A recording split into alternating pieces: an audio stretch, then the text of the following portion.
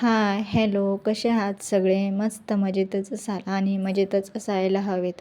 मी विशाखा. माझ्या चॅनलवरती तुम्हाला टेलरिंग आणि छान छान अशा रेसिपीज पाहायला मिळतील. तर मग माझ्या चॅनलवरील व्हिडिओ आवडलेच तर लाईक आणि सबस्क्राईब करायला विसरू नका. माझ्या चॅनलचे नाव आहे विशाखाज रेसिपीज अँड टेलरिंग. तर चला तर मग मेथीचे पराठे कसे बनवायचे ते पाहूयात. मेथीचे पराठे बनवण्यासाठी आधी मेथीची भाजी स्वच्छ अशी धुवून घ्यायची व ती व्यवस्थित अशी बारीक चिरून घ्यायची. मेथीच्या भाजीचे पानच घ्यायचे, जास्त काड्या घ्यायच्या नाहीत आणि ते पानं छान असे बारीक असे कापून घ्यायचे. ते व्यवस्थित कापल्यानंतर ते सगळं एका ताटामध्ये काढून घ्यायचं.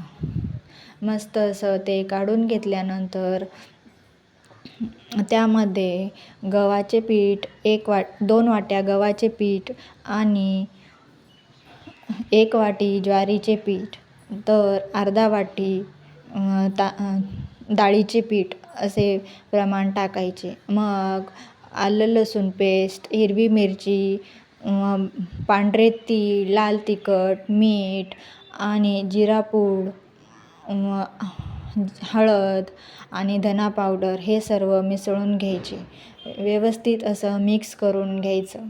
सगळं एकजीव झालं पाहिजे. व्यवस्थित आपल्याला पाहिजे तसं मीठ, लाल तिखट हे तुमच्या चवीनुसार टाकायचे.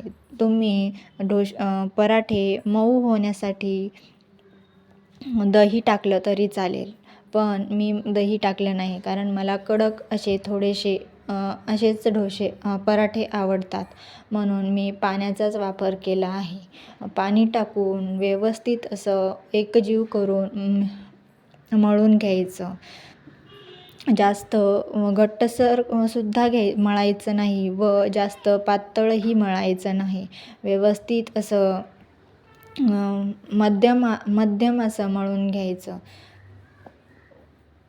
जेवढं जमेल तेवढ्या वेळ जास्त मळू घ्यायचं.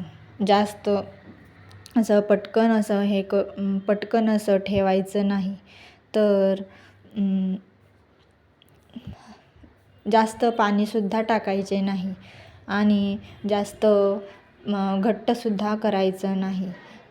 ते व्यवस्थित असं मळून घेतल्यानंतर व्यवस्थित हे पीठ लावून जर थोडंसं हाताला असं चिकटल्यासारखं जर झालंच तर मग थोडंसं गव्हाचे पीठ लावून घ्यायचे आणि व्यवस्थित असं ताटाला चिकटलेले पीठ व्यवस्थित असं मळून घ्यायचं. मग ते मळून घेतल्यानंतर व्यवस्थित ते सगळं ताटाचं निघतं आणि मग ते निघाल्यानंतर थोडंसं तेल लावून सुद्धा मळून घ्यायचं.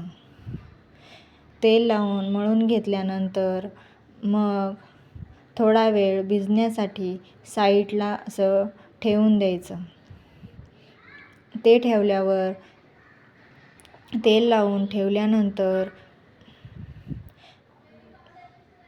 तेल लावून असं मस्त असं आधी मळून घ्यायचं. मग ते तेल लावून साईडला असं ठेवून द्यायचं. मग ते ठेवल्यानंतर त्याच्यासोबत खाण्यासाठी शेंगदाण्याची चटणी बनवायची. तर त्याच्यासाठी थोडेसे शेंगदाणे, लसूण आणि लाल तिखट घ्यायची. तुमच्या आवडीनुसार तुम्ही कांदा लसूण मसाला घ्या किंवा नाही, तुमच्या ह्याने घेतला तरी चालेल. आणि छान अशी बारीक करून घ्यायची. त्याच्यात थोडंसं चवीनुसार मीठसुद्धा टाकायचे. जर तुमच्या लाल तिखटमध्ये मीठ नसेल तर मीठसुद्धा टाकायचे. आणि नंतरून मग ते चटणी एक साईडला काढून ठेवून छान असे पराठे लाटून घ्यायचे. थोडंसं लाटताना पोळपाटला चिकटू नये म्हणून पीठ लावून असं मस्त असं लाटून घ्यायचं आणि छान असं तव्यावरती तेल टाकायचं. तेल टाकल्यानंतर तव्यावरती तेल टाकून व्यवस्थित असं तवा गरम होऊ द्यायचा. मग तवा गरम झाल्यानंतर त्याच्यावरती हा पराठा टाकायचा आणि छान असा खरपूस होईपर्यंत लाल रंग येईपर्यंत मस्त असा भाजून घ्यायचा.